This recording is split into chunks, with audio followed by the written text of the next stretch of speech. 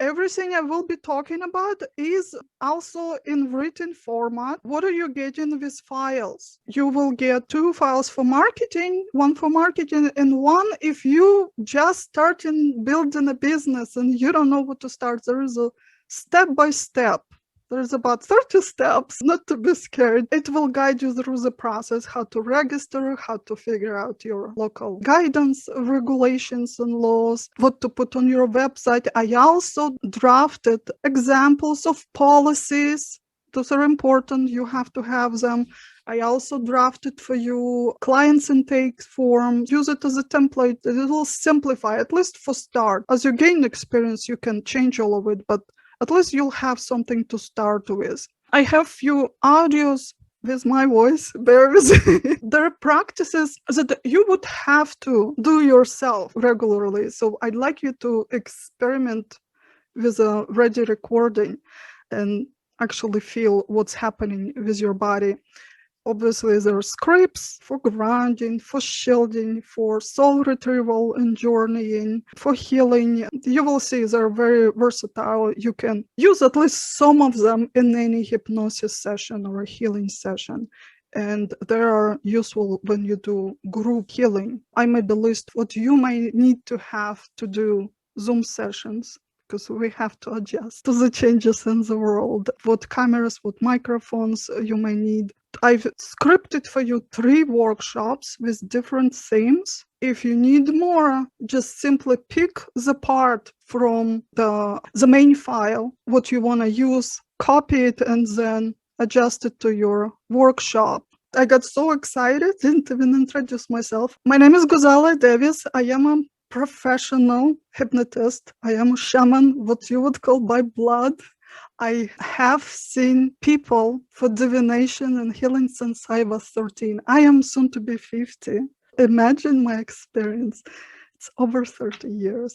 As the world evolves, of course, as everyone, so is me, had to adapt. If I would run shamanic healing the old way with drums, with the fire, I would not see many people. I would be kicked out from the clinic where I rent my office. So I had to adapt. And I believe that these protocols that over time I developed is very effective. Sometimes it's more effective because the modern mind responds to it better than to the ancient ways. So this is what I will be sharing with you today. Just want to mention what's going to happen today. I'll share the theory, then we'll do the journey, the soul retriever. I will guide you through it. We may also attempt to do initiation. At least you can maybe receive some messages from your ancestors or a blessing even. We'll see how it works out for everybody. It may be different, but this is why in the message I said, if you want, prepare your candles and incenses. So that will be about midway through. For the next workshops, people who've never done it, it's probably hard to understand what all this. Hands-on healings, that's what we actually do, the rituals, removing the stagnant energy, moving the informational imprints from person's body that comes to see you onto the objects, or sometimes it's moved to live animals, which I am against, but we use raw eggs. It's still alive, it still has a soul. We can move this negative information from a person to egg or something else, and we do the same with wax. This is the simplest ways. So this is in the second workshop.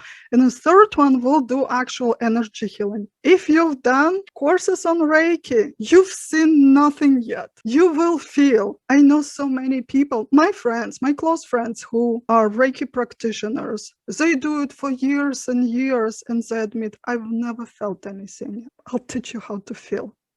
And as a bonus, I'll teach you how to reach whole body energy orgasm. So this is the last one.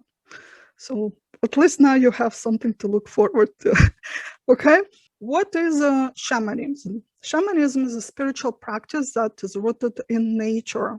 It was originated more than 40,000 years ago. Imagine the history. The reason why shamanism is still alive is that it speaks to the very core of human experience. This is all about real life, why we're here. Its goal is to provide answers, guide us, support us, heal us. One of the foundations of shamanism is a belief that everything in life has a purpose and meaning. There are no accidents. Everything has a meaning, no random events. Everything is happening for a reason. Shamanism teaches us to learn from our difficulties and pain, not avoiding them, not escaping, but learn from it. And through that learning, we can create a better life for ourselves. I know many people believe that shamanism is exclusively practiced by indigenous people of America. It's not true. Shamanism was practiced and still is all over the world by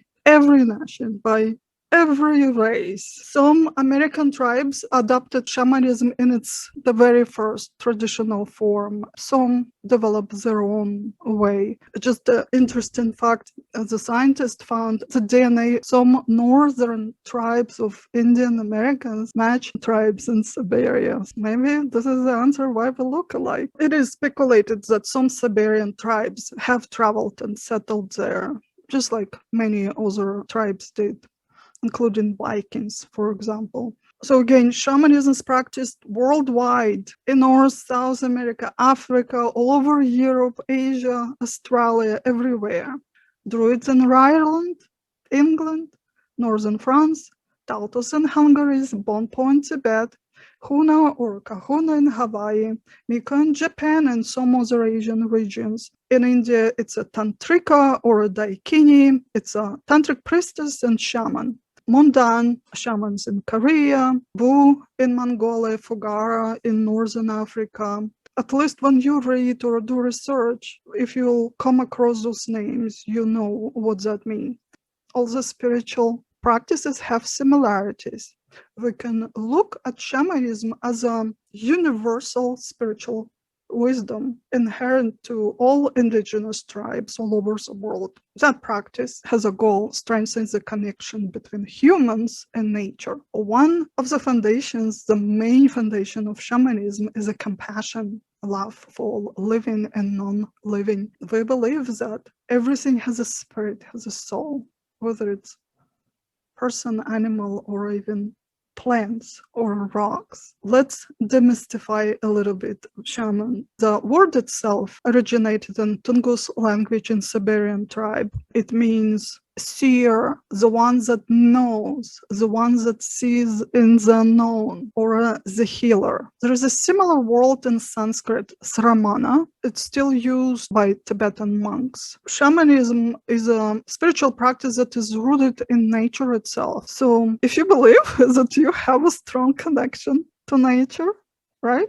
We all believe that. We all came out from nature. We're all connected to the nature, whether we want it or not. We can't live without it. We all can agree that we're strongly connected and dependent on the nature. Without it, we'll simply cease to exist. So if the shamanism is rooted in nature, and we are too, what does it really mean? Perhaps we're all born shamans in one way or another, at least. That potential is seated deeply in our soul. And maybe it is our job or even a duty, obligation to awaken that inner shaman through studying, through spiritual practices, through nurturing that relationship between nature and us as beings, and through connecting with our ancestors and our gods. I do believe we're all shamans, just not all of us choose to go through that awakening process, and not all of us need it really, but we all have that potential. If you compare shamanism with other spiritual practices that are more modern, you'll see the correlation, you'll see strong similarities. Yoga practices, Buddhism, paganism, even high magic, hermetic magic, ancient Vedas, tantras, even astrology will have some correlation with shamanism, because I believe it all evolved from shamanism. Shamanism is the first spiritual practice, maybe in some way naive, but very, very raw, very authentic. And all the other spiritual practices evolve from the shamanism.